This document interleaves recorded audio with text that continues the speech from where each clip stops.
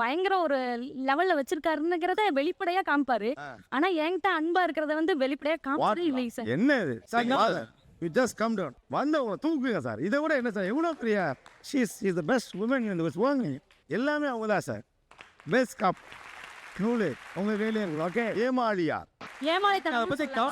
சந்தோஷமா இருக்காங்க, நானும் சந்தோஷமா இருக்கேன். நல்லா தான் சார். ஆனா நான் கஷ்டப்பட்டுட்டு இருக்கேனே சார். ஏன் ஹஸ்பண்ட் வந்து என்னோட பேச்ச கேட்கவே மாட்டேங்கிறாரு. நான் கஷ்டப்பட்டுட்டு இருக்கேன். காதலிச்சு திருமணம் பண்ணிருக்கீங்க. ஆமாங்க சார். சாப்பாட்டுக்கு கஷ்டப்பட்ட ஒரு காலத்துல இந்த இடத்துக்கு வந்து நிக்கிறாருல, இது என்ன காரணம்? கடுமையான உழைப்பு தாங்க சார் காரணம். கடுமையான உழைப்பு என்னோட சிக்கனமும் சேர்ந்து தான். நான் சாப்பாட்டுக்கே இல்லாதப்ப அவங்க ஒரு 50 ரூபா கொடுத்து ஹெல்ப் பண்ணாங்க. ஒரு சலூன் வச்சிருக்கவர் சார், அவர்லாம் எனக்கு ஹெல்ப் பண்ணார் சார். இன்னமும் நான் அவரை கடவுள் மாதிரி தான் சார் நான் வச்சிருக்கேன். ரிலேட்டிவ்லேருந்து யாருமே எங்களுக்கு ஹெல்ப் பண்ணல சார். அவரோட இடத்துல அவரோட வீட்டில் எனக்கு இடம் கொடுத்து சாப்பாடு போட்டு ஹெல்ப் பண்ணார் சார்.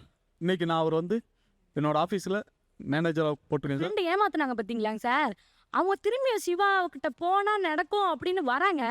அப்பயும் செய்யும் போது தாங்க சார் எனக்கு ரொம்ப கவலை கஷ்டமா. எனக்கு நான் அடுத்தவங்களுக்கு ஹெல்ப் பண்ணுவேன் சார். அது என்னோட இயல்பு அப்படி தான். நான் ஹெல்ப் பண்ணுவேன். அவங்க அதை பயன்படுத்தி மேலே வந்தாங்கன்னா சந்தோஷம் சார். இல்லைன்னா திரும்பி வந்தாலும் நான் உங்களுக்கு ஹெல்ப். திரும்ப கீழே நீங்க போயிடவே கூடாதுங்கிறதுக்காக பட்டத்தில் ஒரு மாதிரி உங்களை பிடிச்சிக்கிட்டே இருக்க நண்பர். Please listen to her also. அவங்க சொல்றதை கேளுங்க. கண்டிப்பாக கேட்குறேன்.